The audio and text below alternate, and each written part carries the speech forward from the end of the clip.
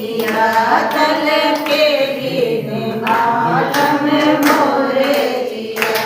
तन मन मोर रहट यस डोले। तन मन मोरे रहट यस डोले। तन मन मोर रहट यस डोले। तन मन मोरे रहट यस डोले। सुनी सेज पर जन्म छिया तल फेबिन बालम मोर जिया। तल फेबिन बालम मोर जिया। तल फेबिन बालम मोर जिया। सुनी सेज पर जन्म छिया तल फेबिन बालम मोर जिया। सुनी सेज पर जन्म छिया तल फेबिन बालम मोर जिया। तल फेबिन बालम मोर जिया। तल फेबिन बालम मोर जिया। तल फेबिन बालम मोर जिया। तल फेबिन बालम मोर जिया। तल फेबिन बालम मोर जिया। नैन थकित भय पंथ न सूझे। नैन थकित भय पंथ न सूझे। नैन थकित भय पंथ न सूझे। नैन थकित भय पंथ न सूझे। साईं बेदर्दी ने सुध न किया तल फेबिन बालम मोर जिया। तल फेबिन साईं बेदर्दी ने सुध किया तल फेबिन बालम मोर जिया। तल फेबिन बालम मोर जिया। साईं बेदर्दी ने सुध न किया तल फेबिन बालम मोर जिया। तल फेबिन बालम मोर जिया। साईं बेदर्दी ने सुध न किया तल फेबिन बालम मोर जिया। तल फेबिन बालम मोर जिया। तल फेबिन बालम मोर जिया। तल फेबिन बालम मोर जिया। तल फेबिन बालम मोर जिया। तल फेबिन बालम मोर जिया। कबीर सुनो भाई साधो। कहे कबीर सुनो भाई साधो। कहे कबीर सुनो भाई साधो। कहे कबीर सुनो भाई साधो। हरो मोर पीर दुख जोर किया तल फेबिन बालम मोर जिया। हरो मोर पीर दुख जोर किया तल फेबिन बालम मोर जिया। तल फेबिन बालम मोर जिया। प्रेम से बोलिए सतगुरुदेव की जय। साहिब की जय। वे संत भक्तों की जय। गोविंद की जय। साहिब। साहिब। इस भारत देश में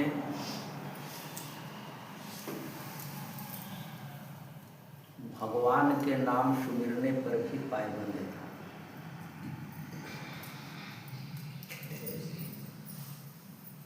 भगवान का नाम सुमिरन नहीं कर सकते,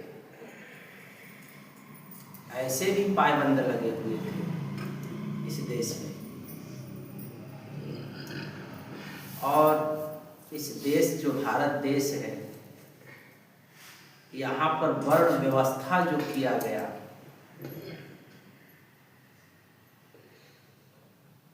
ये भी यहाँ पर महान कार्य किया गया।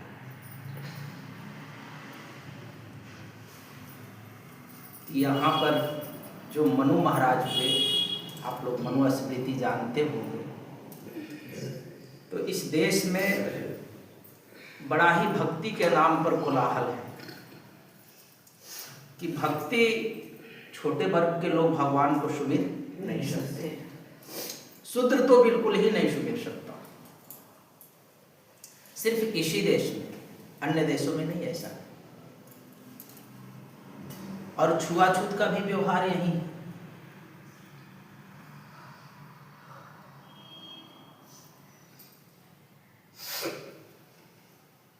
मनु महाराज ने जो 4 वर्ण दिया, 4 भागों में मनुष्यों को बांट दिया, जिसमें तो शूद्र का तो यहां तक कह दिया कि अगर शूद्र किसी भी ब्राह्मण को अगर छू दे तो उसका वो हाथ काट देना चाहिए। बड़ा ही अजीब सा यहाँ पर व्यवस्था दिया मनु महाराज ने। अब मनु महाराज को तो जो कहते होंगे मनु महाराज, और जो उनको ज्ञानी पुरुष मानते होंगे वो लोग मानते होंगे। यहाँ की व्यवस्था ऐसी थी, मनु ने जो ये मनुस्मृति में आज भी वह लिखा है कि अगर शूद्र की स्त्री के साथ अगर कोई बलात्कार करता है ब्राह्मण, तो उसको कुछ पैसा दे दिया जा सकता और बातें समाप्त कर दी जा सकती। लेकिन अगर किसी ब्राह्मण स्त्री के साथ कोई शूद्र बलात्कार कर दे तो उसे मृत्यु दंड दिया जाए, एक ही बार प्राण ले लिया जाए, ऐसा ब्राह्मणों का नियम। शूद्र स्त्री के साथ अगर वो बलात्कार कर रहा ब्राह्मण, तो मानो कि कोई उपकार कर दिया, उसमें कोई दोष नहीं। मनु महाराज ने तो कृपा किया कि कुछ पैसे दे देना, नहीं तो बल्कि मनु महाराज को तो ऐसा लिखना चाहिए कि शूद्र स्त्री के साथ जो बलात्कार कर दिया, मानो स्त्री बड़ी सौभाग्यशाली थी, ऐसा लिखना चाहिए। थोड़ा सा कृपा कर दिया, है ना? ऐसे ब्राह्मणों के नियम तुम जानोगे तो हैरान होगे। अगर शूद्र ने अपने मुख से भगवान का नाम ले लिया तो उसका जुबान काट दो। उसको कोई भागवत पढ़ने का, कोई राम का भक्ति करने का या ईश्वर की भक्ति करने का कोई अधिकार नहीं। ये कैसा नहीं। और दूसरी बात कह रहे हैं कि मनुष्य को सत्य पर चलना चाहिए। मनुष्य कैसे सत्य पर चले? अगर सत्य पर चले तो भी वो पाखंड होगा।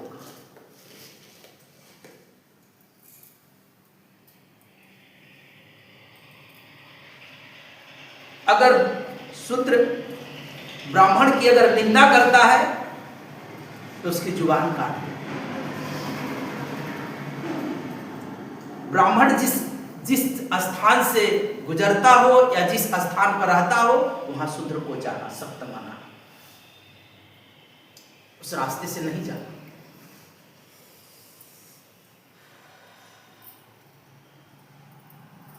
पशुएं जा सकते,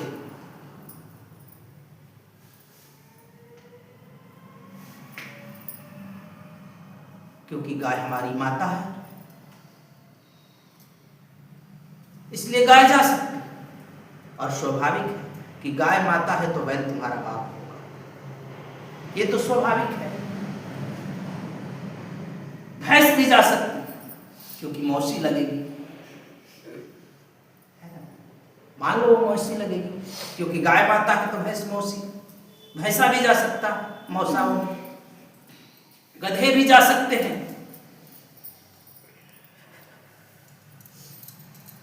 क्योंकि उसको भी मान लो कि मौसी के दूर के रिश्तेदार होंगे, ऐसे भी मान सकते हो। सभी जा सकते हैं, लेकिन शूद्र जा नहीं सकते। ऐसा व्यवस्था मनु महाराज ने दिया और शूद्रों को सदा सेवा में भी लगा दिया। अब सेवा भी कैसे करे तुम्हारी? सेवा करेगा तो छूत होगी, छू जाओगे तो। यहां तो सदा छूत लगता ब्राह्मणों को। ब्राह्मण पृथ्वी के देवता हैं, उन्हें पूजो, उनको बुलाओ, जीते मरते हर समय में बुलाओ, तुम्हारा उद्धार होगा।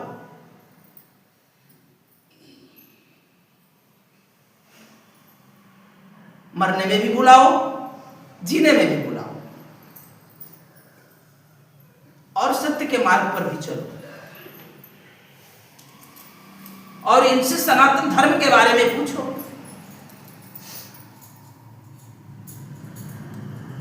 ये क्या सनातन धर्म जानेंगे?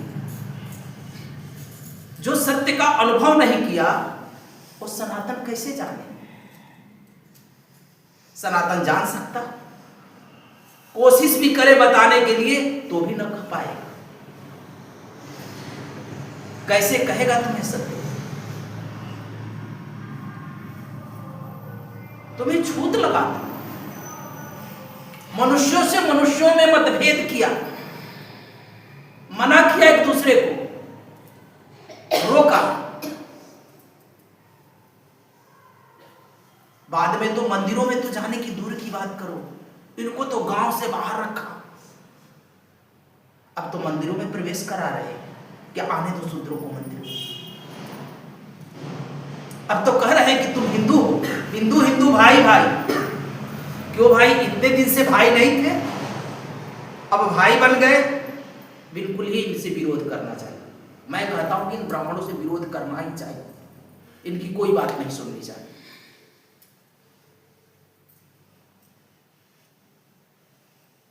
ऊंचे जाति वाले अलग, तुम छोटे जाति के हो, तुमसे क्या लेना देना उन ब्राह्मणों से, उन पंडितों से क्या लेना देना? भगवान भी अलग अलग है। फिर शूद्र भी अपना भगवान बना लिया, जय भीम, हमारे भीम भगवान। अब क्या पड़ी तो?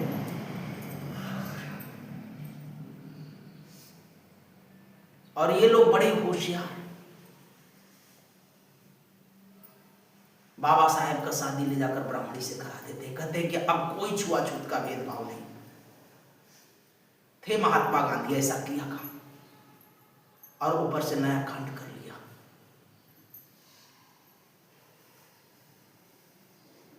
पढ़ने का तो कोई अधिकार ही नहीं दिया था इन लोगों ने। अब मनु महाराज को कैसे कहोगे कि ये समतावादी है? इनको कैसे कहोगे कि वो बुद्ध पुरुष है? कहोगे? बुद्ध तो कहते हैं कि सभी दीपक अपने बनो, अप्पा दीपो हो, अपना दिए खुद बनो, अपना दिया खुद प्रकाशवान करो, अपने घट में दीपक जलाओ। ये तो कह रहे हैं कि तुम सुमिरन भी न करना राम का, भगवान का नाम भी न लेना अपने जुबान से। कैसे मनु को मानोगे? और आज भी यहाँ पर मूर्ख इतने पड़े हैं कि अभी उन्हीं ब्राह्मणों के तलवे चाट रहे हैं। बिना ब्राह्मण को वो चल नहीं पाते, उन्हीं के तलवे चाट रहे हैं, और आंखों से देखते हैं कि ये सब कुकर्म करते हैं, फिर भी सत्यवादी हैं, फिर भी मुनि की पूजा पोंछ पकड़ करके चलने वाले चले जा रहे हैं, अभी भी चल रहे हैं। हम ऊंचे जाति वाले,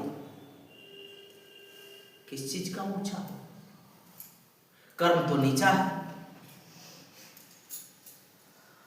हर कर्म कर कर भी वो पंडित ब्राह्मण ऊंचा, उनसे पूजा करा लो, उनको बुलाकर खिला दो तो तुम्हारी छुतका उतर जाती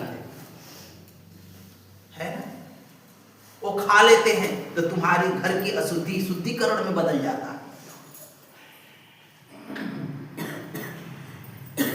कैसे मनुष्यों को भटकाया है इन लोगों ने। इस देश में मनुष्यों को अगर भटकाया है कोई, तो अपने को ये महान गुरु मानने वाले और महान ग्रंथ लिखने वालों ने। इस देश को इतना, यहाँ के मनुष्य की, इस जगत के मनुष्यों को इतना भटकाया कि इनको सही मार्ग देने पर भी ये ऐसे बंध गए हैं उस भटकाव से कि सही मार्ग पर भी चलने के लिए आज भी राजी नहीं। इनके ऐसे मस्तिष्क में बैठ गया है कि अगर वैसा मैं चलूंगा तो मुझे नरक हो जाएगा। हम ब्राह्मणों को नहीं खिलाऊंगा तो मेरा छुतका नहीं उतरेगा। मैं ब्राह्मणों को ले आकर पूजा नहीं करूंगा तो मेरा श्राद्ध नहीं होगा।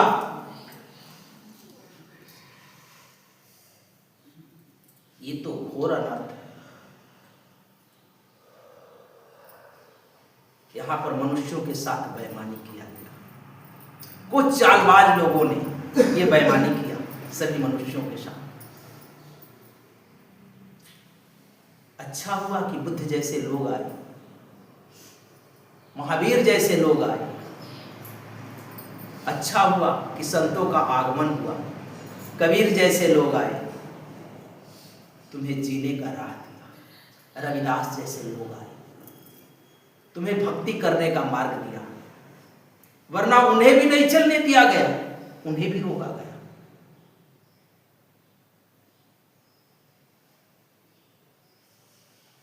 तो तुम अपने को धन्यभागी समझो कि तुम्हें यह अवसर मिला है कि तुम भक्ति करने के योग्य पर माने गए और यहां पर तुम नाम सुमिरने के लिए गुरु शरण में गए।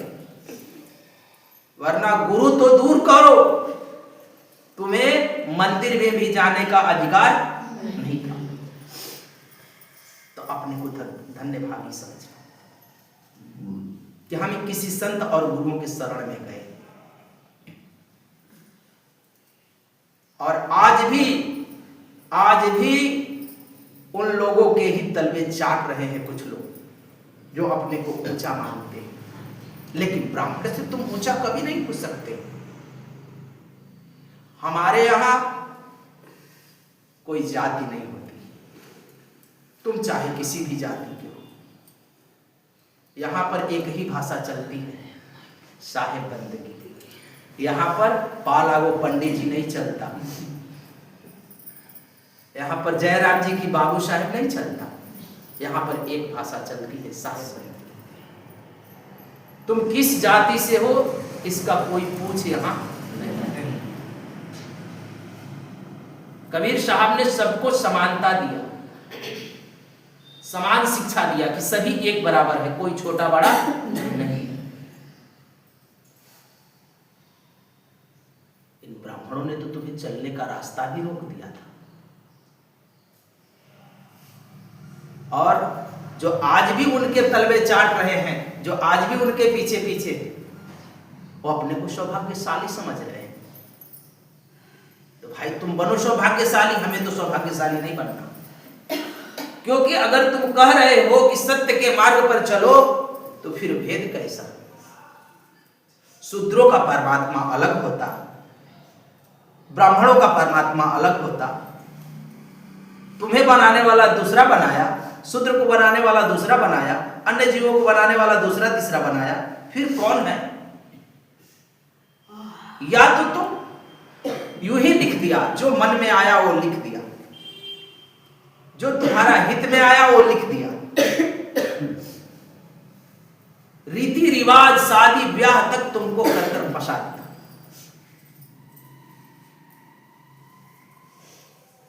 तुम ये बातें लिख सकते हो कि शूद्र की लड़की के साथ कोई बलात्कार करे तो कुछ पैसा दे देना और बातें बराबर हो गई, खत्म हो गई। और शूद्र ब्राह्मण की लड़की के साथ अगर बलात्कार करे तो उसको जान गंवाना पड़ेगा। ये कैसा सत्य? सत्य है या अन्याय है? सदियों से अन्याय करते आया है। अगर अब भी सभी लोगों ने अपने होश का दिया नहीं जलाया तो ब्राह्मण आज भी तुम्हें ले डूबेगा। और कथा भी बाँचते हैं, कथा सुनाते हैं। तुम्हारी सत्य कथा कैसे हो सकती? जो सत्य के अनुभव से न गुजरा हो उसकी सत्य कथा कैसी? कैसे सत्य कथा कर सकता है वो व्यक्ति जो सत्य जाना ही नहीं? अगर सत्य कहने के भी प्रयत्न भी करे तो भी वो सत्य नहीं कह पाएगा। अगर सत्य कभी कह भी दिए तो यहां तो लेन देन का व्यवहार चल रहा, जहां हमारा धंधा चले, धंधा चलाना है, धंधा चले तो झूठ बोले, और धंधा चलेगा, धंधा कुछ लाभ हो तो उसमें हम सत्य बोल लेंगे। अपना लाभ देख रहा, और ऐसा नींव रोपा कि तुम भी जात से बाहर नहीं निकल पा रहे।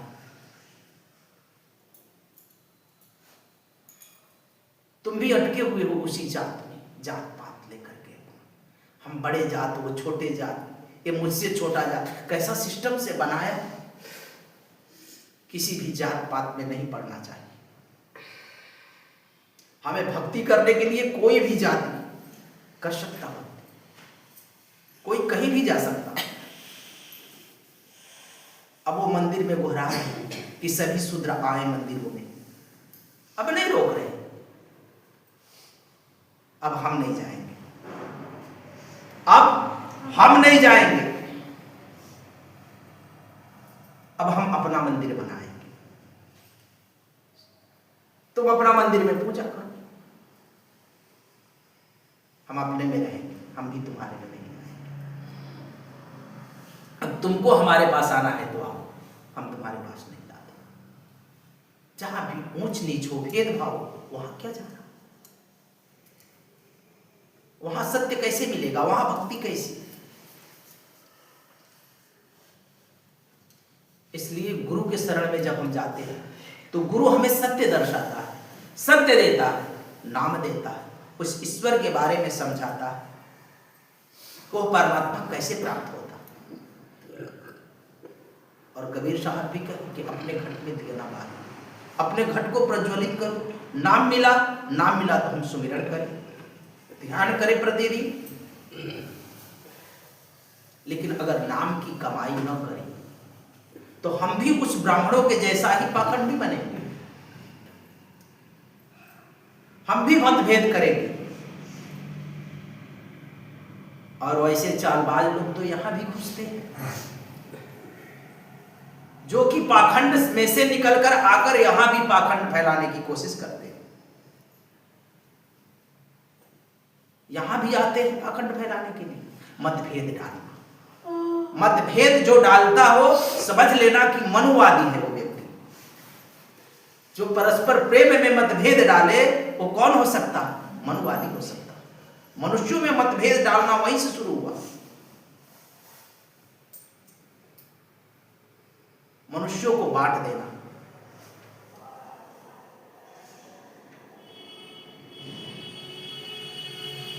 किसी से छूत नहीं लग रहा है, किससे छूत लग रहा है? शूद्र से, वैश्य से छूत है। देखते थे पहले, जितना कलवार है उनके द्वार पर कोई पानी नहीं, सुबह मुंह देख ले तो 4 गाली देते थे।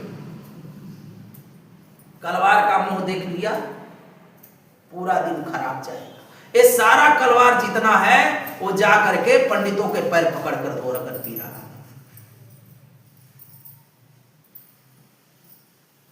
ये सारे कलवार उसी का पैर पकड़ करके धोकर पी रहा है।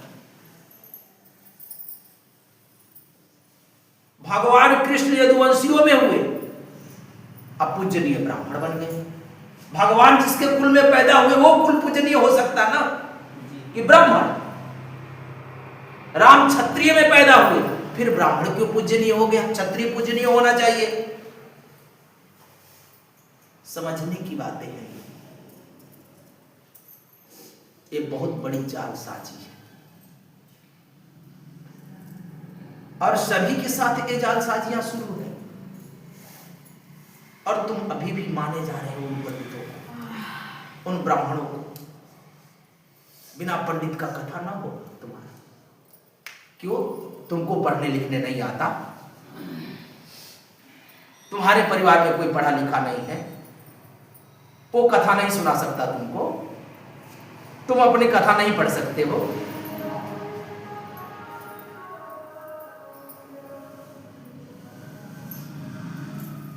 इसलिए ब्राह्मणों के लिए हर द्वार बंद कर देना चाहिए जीवन में।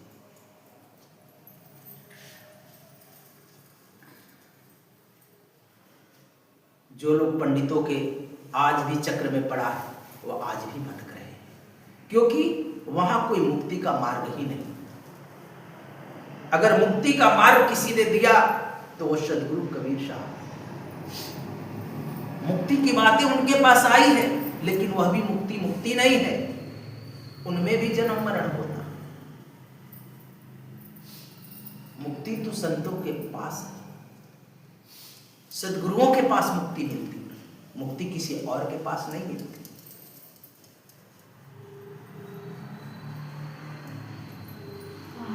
और सदगुरुओं के पास अगर जाओगे तो कहेगा कि तुम अपने घट में प्रकाश करो, अपने अंदर जाओ, अपने स्वभाव को पहचानो।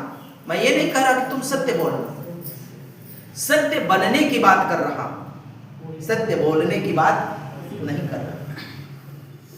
सत्य तुम बन जाओ, और सत्य तभी बनोगे जब भीतर में अपने प्रकाश को देखो। और प्रकाश के घेरे में जो कुछ भी कहोगे वो सत्य ही होगा। जब अपनी रोशनी में तुम चलोगे, जो कुछ करोगे वही सत्य होगा।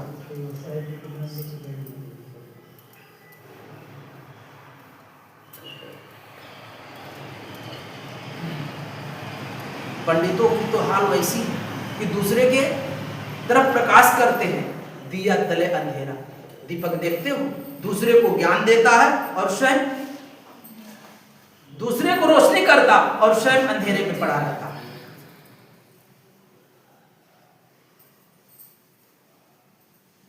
तो ब्राह्मणों के यहां जाओगे तब तो छूत लगेगा, तेरही बरही चौरही सब लगेगा, मरनी जियनी सब दोनों में छूत लगता। मरते भी छुआएगा और जन्म में से भी छूत लगाएगा और मरते भी छूत लगाएगा। शुद्धिकरण ब्राह्मण खाएगा तब है ना। लेकिन में सदगुरु कबीर साहब कहते हैं कि छूत ही धरती छूत आकाशा।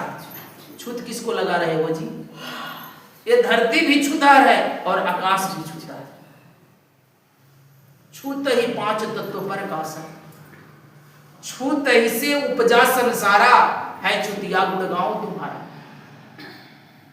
तो जिसने ये शरीर पाया है छूत से ही पैदा हुआ। अछूत कौन? और अछूत होने के ही लिए कह रहा कि तुम अछूत तभी होगे जब अपने भीतर उस रोशनी को जलाओगे। अछूता वही हो सकता, दूसरा नहीं हो सकता, जिसने अपने घट में प्रकाश किया। तो बुद्ध ने ठीक कहा कि अपने घट में रोशनी जलाओ, अपने दिए स्वयं बनो। उन्होंने नहीं कहा कि तुम पंडितों के पास जाओ, ऐसा नहीं कहा। ऐसा नहीं कहा कि जो शास्त्रों में लिखा उसे तुम सत्य मानो, यह भी नहीं कहा। और यह भी नहीं कहा कि जो मैं कह रहा हूं इसे तुम सत्य मानो, यह भी नहीं कहा। हो सकता मैं झूठ बोल रहा हूं, मैं अनुभव से न गुजरा हूं, हो सकता कि जो मुझे अनुभव है वो सत्य न हो शायद। इसलिए तुम अवश्य अनुभव करो, उस रोशनी में अवश्य जाओ, अपने भीतर प्रवेश करो, अपने स्वभाव को पहचानो, अपने लिए खुद बनो। इसलिए कहा कि तुम मुझ पर भी विश्वास मत करना। अगर विश्वास कर भी रहे हो तो हो सकता मैं ही गलत हूं, हो सकता मैं ही सत्य का अनुभव न कर पाया, इसलिए तुम स्वयं अनुभव जरूर करो। इसलिए तो सदगुरु कबीर साहब भी कहते हैं कि जब तक ना देखो अपने नैना तब तक ना मानो साहेब के भी बहना। तब तक उस साहेब का भी बात मत मानना जब तक अपनी आंखों से न देख लेना। जब तक तुम खुद अनुभव से न गुजरना तब तक किसी का बात तुम मानना मत। इसलिए मैं कह रहा हूं कि स्वयं के भीतर जाओ, अपने पास जाओ, अपने को पहचानो, अपने स्वभाव को पहचानो, और जिस स्वभाव में हो वही स्वभाव को सत्य मानो। मैं ये नहीं कह रहा कि सत्य बोलो, सत्य बोलोगे तो बड़े अड़चन में पड़ोगे। सत्य कैसे बोलोगे? मंदिर में जल ढार कर सत्य बोलोगे कि गंगा में गोता लगाकर एक तरफ से गंगा को मैया कहता है और दूसरी तरफ से उसी में लाश बुता देता है, उसी में कचरा डाल देता है, उसी में नहा लेता है खुद कर डूब कर, कहता है गंगा नहा कर आ गए, मैला कर दिया माता को।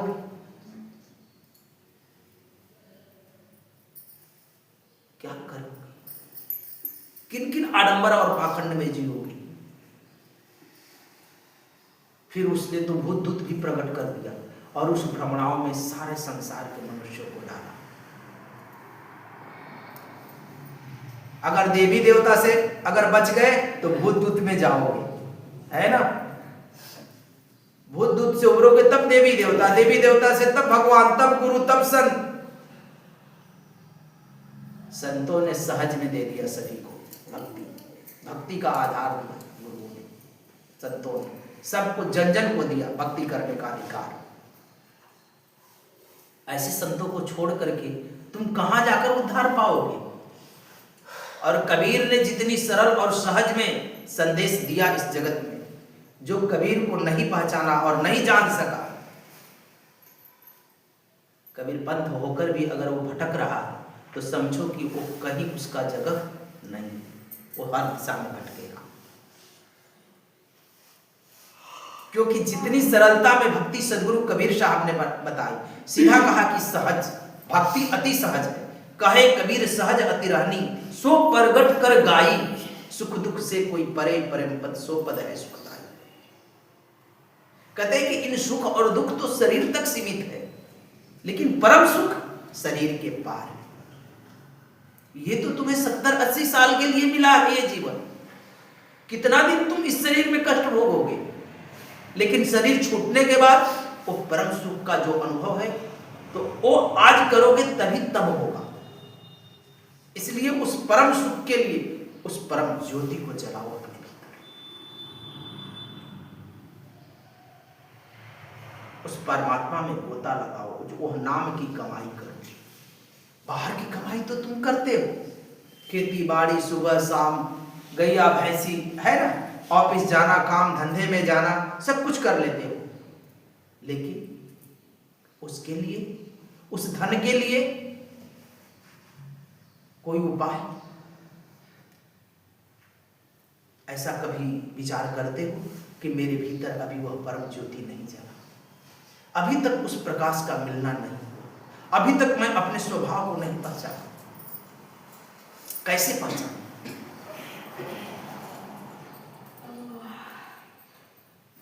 हम इसलिए गुरु दरबार में जाते हैं, गुरु के पास जाते हैं कि गुरु से जो शब्द सुनूंगा वह कार्य करूंगा। हम इतने वर्षों तक सुनते रह जाते, लेकिन हम ऐसे जड़वत हैं कि कभी हमारे कान के भीतर वह आवाजें नहीं जाती। इसीलिए संतों ने कहा कि कान है तो सुन ले, आंख है तो देख ले। हमारे पास आंख भी नहीं है और कान भी नहीं है, होने के बावजूद भी नहीं है, नहीं के समान। हम आंख से देखते हैं कि सभी चले जा रहे हैं और कान से सुन भी रहे हैं सारी बातों को, तो भी हम झुठलाए जा रहे हैं और जिंदगी जिए जा रहे हैं और दिन प्रतिदिन बीता जा रहा है, एक एक क्षण निकला जा रहा हमारा, फिर भी हम सजग न होते। बार बार हम पाखंडों में कूद ही जाते हैं, बार बार हम उस भीड़ में चले जाते हैं। सत्य अति सरल और सहज है, जटिल तो पाखंड होता, लेकिन हम झूठ में इतना जी लिए हैं कि हमको जटिल वह सत्य लग रहा। एक झूठ छुपाने के लिए कितने झूठ बोलना पड़ता है, झूठ पर झूठ बोलना पड़ता है, एक झूठ को छुपाने के लिए, एक सत्य को छुपाने के लिए। लेकिन एक सत्य को सरलता से कह दो तो उसको तो छुपाने की कोई बात ही नहीं होती। सत्य को छुपाया जाता कभी? सत्य बिल्कुल साफ सुथरा नग्न होता है। झूठ को छुपाने के लिए कई बात कहनी पड़ती है, एक झूठ को सत्य बनाने के लिए। लेकिन वह झूठ झूठ ही रहता है। तुम झूठ को कितना भी सत्य बना लोगे, फिर भी वह झूठ झूठ ही रहेगा हर परिस्थिति में। सारा दुनिया जान जाए कि नहीं ये झूठ जो बोले हो तुम वही सत्य है, अगर सबको समझा भी दो फिर भी तुम जानते हो कि यह झूठ है। तुम तो एक जानने वाले हो कि जो मैं बोला हूं वह क्या है, झूठ है। लेकिन सत्य को अगर तुम बोल देते हो तो जो सत्य है उसको छुपाने का कोई उपाय नहीं है। सत्य सत्य है, इसलिए सत्य साफ सुथरा और नग्न है, उस पर कोई आवरण चढ़ाने की आवश्यकता नहीं पड़ती। ये पड़ती है, झूठ पर आवरण चढ़ाने की आवश्यकता पड़ती है। तो हम जीवन में अगर हमारा झूठ से स्नेह लगा है तो हम इसलिए कि हम झूठे जीवन इतना जी लिए हैं कि सत्य मुझे भाता नहीं है, और बार बार हम दौड़ करके उधर ही जाते हैं। हम चमक दमक में जाते हैं, जहां लंबी कतार लगती है वहां जाते हैं, जहां लंबी कथा चलती है वहां जाते हैं, और उसी को हम सत्य मान बैठे। सत्य भी किसे माने हो? राम कथा कृष्ण कथा सत्य तुम्हारी कथा है, ये कहां से सत्य हो गया? राम कहां रहे, कृष्ण कहां रहे, बुद्ध महावीर कहां रहे? सत्य तो कुछ और ही है। जिसने अखिल ब्रह्मांड की रचना किया, कब उसने जन्म लिया, कहां लिया, कैसे जन्म लिया होगा, फिर इसे संभाला किसने अगर वो जन्म ले लिया तो? यह बातें समझना बड़ी कठिन है। अगर उसे जानना है तो अपने भीतर ही जानो, कहीं और नहीं। कहां तुम जान सकते हो? कौन सा जगह जाकर जान लोगे? कोई उपाय नहीं, उसे बिना जाने तुम्हारे उद्धार का कोई उपाय नहीं। किसी को दान दे देने से, किसी को धर्म कर देने से उद्धार नहीं होता। हम नहीं कहते कि दान नहीं देना चाहिए, दान देना चाहिए, भूखे दुखे को। जहां ज्ञान हो, जहां ध्यान हो वहां दान करना चाहिए। जहां से कुछ मिलता हो, शिक्षा दीक्षा, वहां जरूर देना चाहिए। शिक्षा दीक्षा बिना कुछ दिए नहीं सीखना चाहिए। अगर ऐसे जाकर के बैठ करके भीड़ में अगर सीख भी लोगे तो तुम्हारे भीतर प्रवेश नहीं करता। कुछ भी लेना चाहिए तो उसका दक्षिणा देना चाहिए।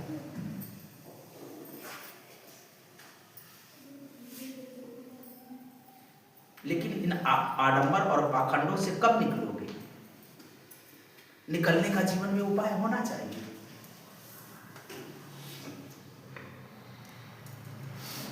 और हम दिन पर दिन यूं ही प्रतिदिन यूं ही बिताए चले जाते हैं। हमें तो इस तरह से परमात्मा को याद करना चाहिए कि हम काम करते रहे, खाना बनाते रहे, झाड़ू लगाते रहे, खेत में रहे, गैया भैंसी देखते रहे, फिर भी हमारी ख्याल सदा उस परमात्मा में, निरंतर ही उसमें हो। क्योंकि अब अवसर मिल गया। अब वो दिन न रहा जब मनु महाराज के नियम चल रहे थे।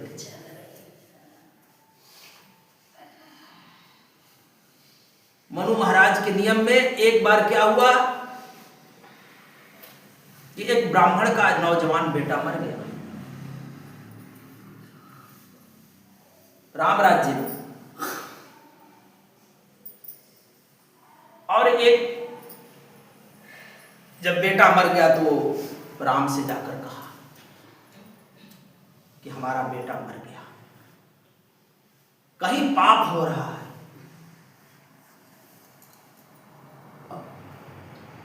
सम्मुख नाम का एक शूद्र था, वो बेचारा तपस्या में लीन था,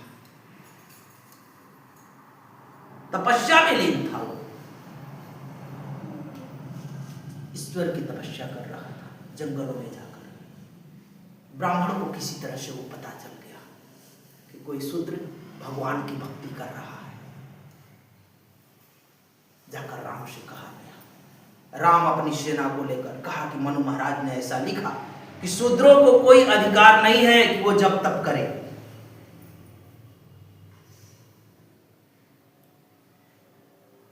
ब्राह्मण ने लेकर के राम को गया वहां, और राम ने दंडवत प्रणाम किया उसे देख करके, ऋषि जान। लेकिन जब वह ब्राह्मण कहा कि इसी के तपस्या करने के कारण मेरा पुत्र मर गया, इसे बख्शा नहीं जाना चाहिए। राम ने गर्म शीशा पिघलवा करके उसके कान में डलवा दिया, उसे राम की बात कर रहे हैं, उसका प्राण चला गया। भगवान की भक्ति करने का ये दंड, तुम किस ब्राह्मणों की बात करते हो, किस राम की बात करते हो?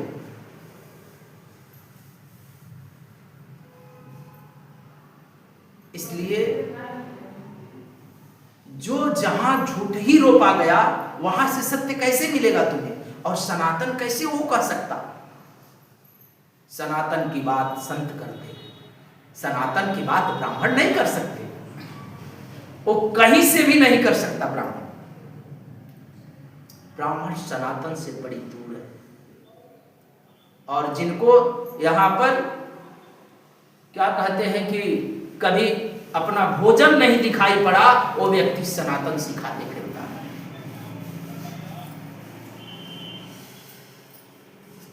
हमारे यहाँ जो पड़ी थी अभी, जो ये प्रवचन आया था, उसमें एक व्यक्ति ने हमें कई बार कहा कि हम सनातन धर्म का नियम कुछ अलग है। जिन्हें अपना भोजन की पहचान नहीं हो रही, वो सनातन धर्म सिखाता है कि मुझे क्या खाना चाहिए, कहां बैठना चाहिए, कहां उठना चाहिए, क्या बोलना चाहिए, ये भी नहीं पता, वो सनातन की बात करता है। सनातन तो सिर्फ सत्य ही जानता, जहां समस्त आडंबर और पाखंड मिट जाए। फिर बाल छिलाने से लोगों को कैसे मुक्ति होती है, कैसे छूत उतरता है, हम तो यह भी नहीं समझ पाते। जूर में पानी डालने से कैसे तुम्हारे पिता को मिलता है? यहां जिंदा पिता को पानी न दे सका, मरने पर जूर में पानी डाल करके पिला रहा, कैसी विडंबना है।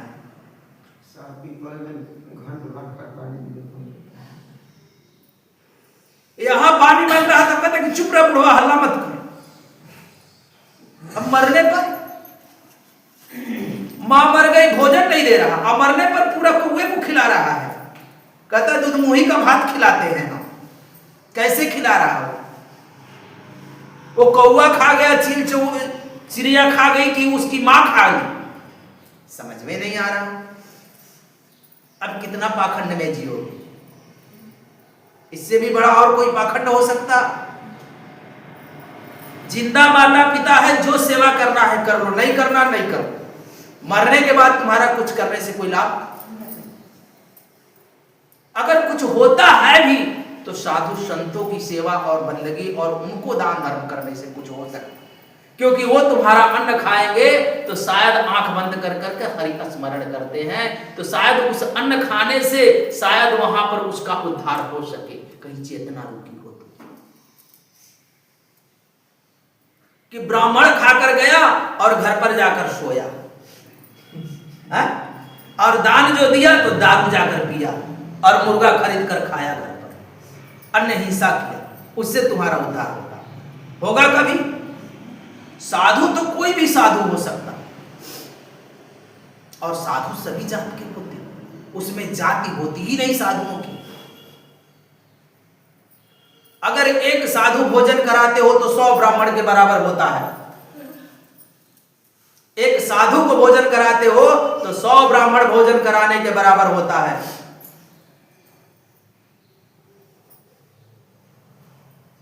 एक साधु की बराबरी 100 ब्राह्मण भी कितना भी ज्ञान कहते फिर भी नहीं कर सकता है, क्योंकि उसने अपने अहंकार को तोड़ करके यह चोला पकड़ लिया, अहंकार मिटाया उसने अपने।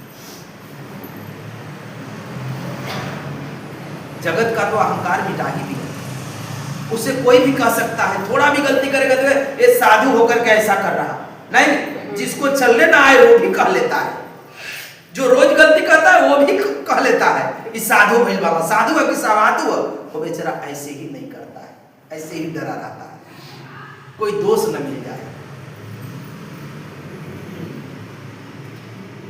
पंडित को कोई कहता है, पंडित को तो कोई नहीं कहता है, वो तो कहता है कि हम पृथ्वी के देवता हैं, जैसे होकर बाबू पृथ्वी पैदा की ले हो।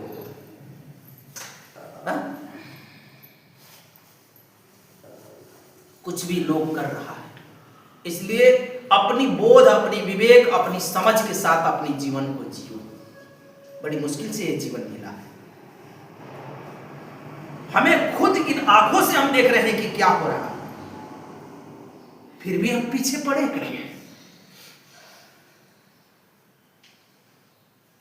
तो ये हमारी गलती हो सकती है, उनकी गलती नहीं। और साहब भी कहते हैं कि दुखित सुखित हो कुटुंब जीवावे, ये मरने जीने पर उनको कुटुंब परिवार को भी दुख जीवाता है। संतों को भोजन कराना चाहिए। एक साधु को खिलाया 100 ब्राह्मण के बराबर, एक संत को खिलाया तो हजारों साधु के बराबर हो जाता है। संत इतना सरल नहीं, और तुम जो सभी कंठी टांगे हो तो साधना करने वाले ही व्यक्ति संत कहलाते हैं। ये मत कहना, सोच लेना, जिनको गुरु दीक्षा मिल गई वही साधना में रत होते हैं, वही संत होते हैं। संत दूसरा नहीं होता कि जंगल में तपस्या कर रहा हो कोई संत होगा। जो सदगुरु के निकट जाता है वही संत बनता है, दूसरा कोई संत नहीं। ये नहीं कि कोई पुरुष होगा वो संत होगा, स्त्री होगी तो संत नहीं। संत कोई हो सकता है जो अपने प्रकाश में रहने लगा, जो अपने प्रकाश का अनुभव करने लगा, जो अपने स्वरूप का अनुभव करने लगा, वही संत है। संत है कौन? वही सत्य जानता है, दूसरा कौन जानता? साहब कहते हैं मिलइए संत वचन दोई कहिए, मिलही असंत ममन हुए रहिए। संतों से 2 वचन करिए। एक संत दूसरे संत से बात कर सकता, एक संत दूसरे संत को देख करके शाहे बंदगी करता है, और नहीं संत मिलते तो उस पर साधु होते। साधु तो साधु सभी, जो जहां पर जिसका जो साधना कर रहा है वो साधु है। और संत वही होता है कि जो कटु वचन भी सहन कर लेता है लोगों का।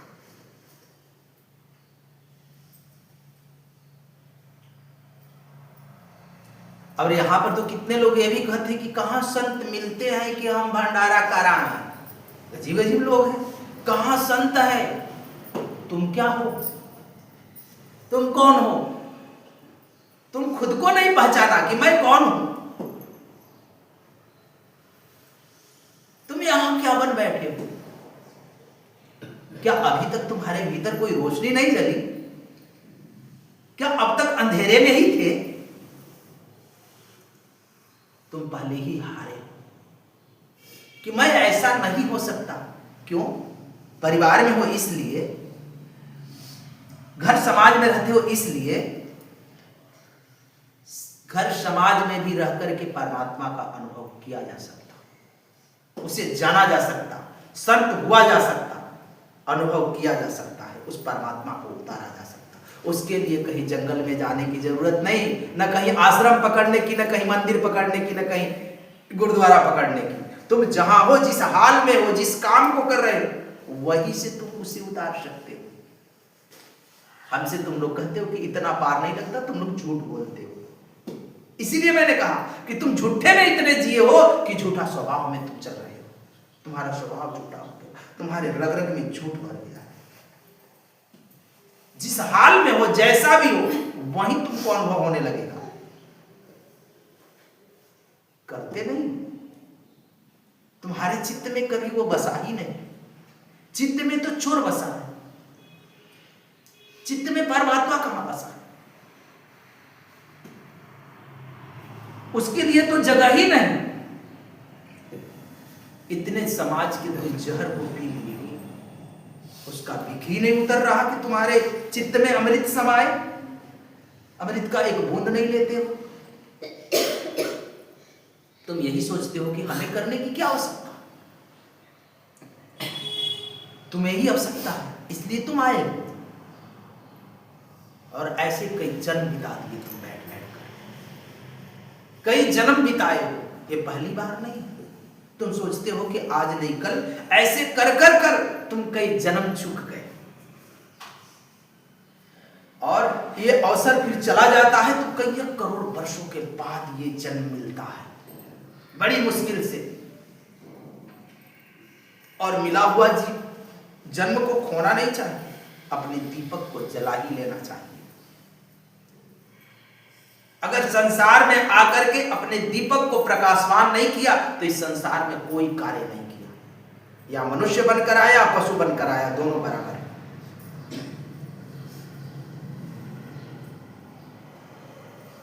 दोनों ही बराबर समझना। जैसे कुत्ता बिल्ली इस जगत में आकर के 4-5 बच्चे पैदा किया, कुत्ता कुतिया बनकर घूम रहा, वैसे तुम भी घूम रहे हो। जिसने अपने जीवन में, अपने घट में प्रकाश कर लिया, अपने ज्योति को जला लिया, अपने स्वभाव को पहचान लिया, उसी का जीवन धन्य हुआ, किसी और का। बाकी सब समझना पशु के जैसे। और जिसने जलाया वही धार्मिक हो सकता, दूसरा कौन होता?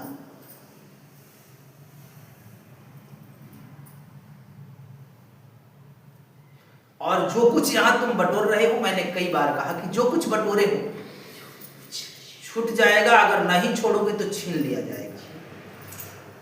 नहीं छोड़ोगे तो छीन लिया जाएगा। चप्पल जूता तक मरने के बाद बांट लेता है औलाद सब, कपड़ा तक बांट लेता है, पैसा कौड़ी जगह जमीन तो छोड़ दो,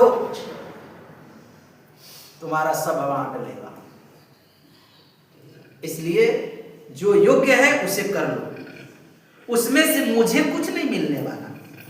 ये मत जानना कि उसमें से हमें कुछ दे दो, हम नहीं लेने वाले उसमें से। हाँ, पैसे कौड़ी कमाते हो, उसमें से कुछ ले लेते।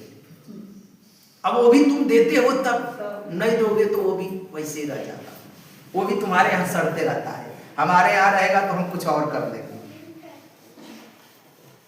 वो भी तुम्हारी ही व्यवस्था करेंगे। इसलिए ये जीवन है मिला तो इसको सार्थक बनाओ। हम मात्र इतना ही कह सकते हैं कि अगर आए हो तो कुछ जीवन अपना उद्धार करो। प्रेम से बोलिए सद्गुरुदेव की जय, सद्गुरु कबीर साहिब की जय, आए हुए संत भक्तों की जय, गोविंद की जय, साहिब।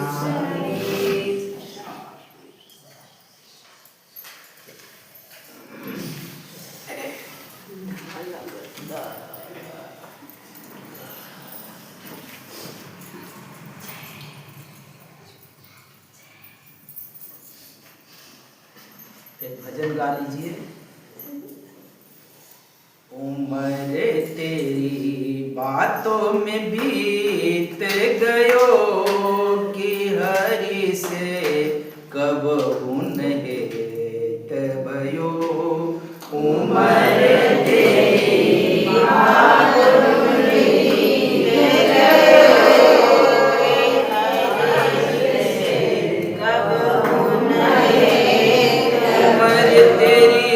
बातों में बीत गयो कि गुरु से कब हुन प्रीत भयो।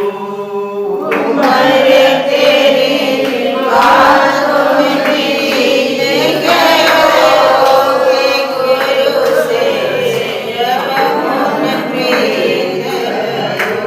उम्र तेरी बातों में बीत गयो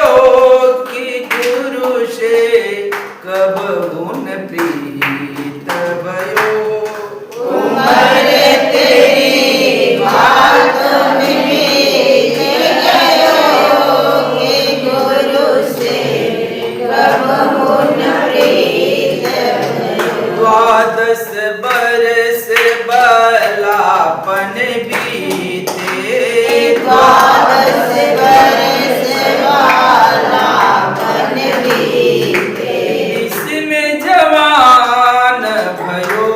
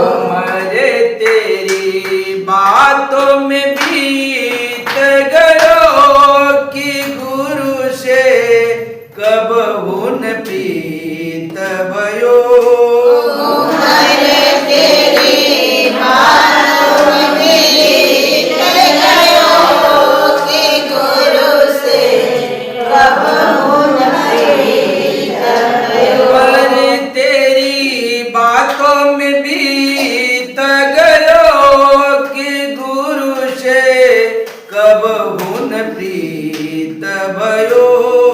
उम्र तेरी बातों में बीत गयो कि गुरु से कबहू न प्रीत भयो। 40 बरस में अंत जब लागल बढ़ गयो मोहनयो। 40 बरस में अंत जब लागो बड़ो मोहन। 40 बरस में अंत जब लागल बढ़ गयो मोहनयो। 40 बरस में अंत जब लागल बढ़ गयो मोहन।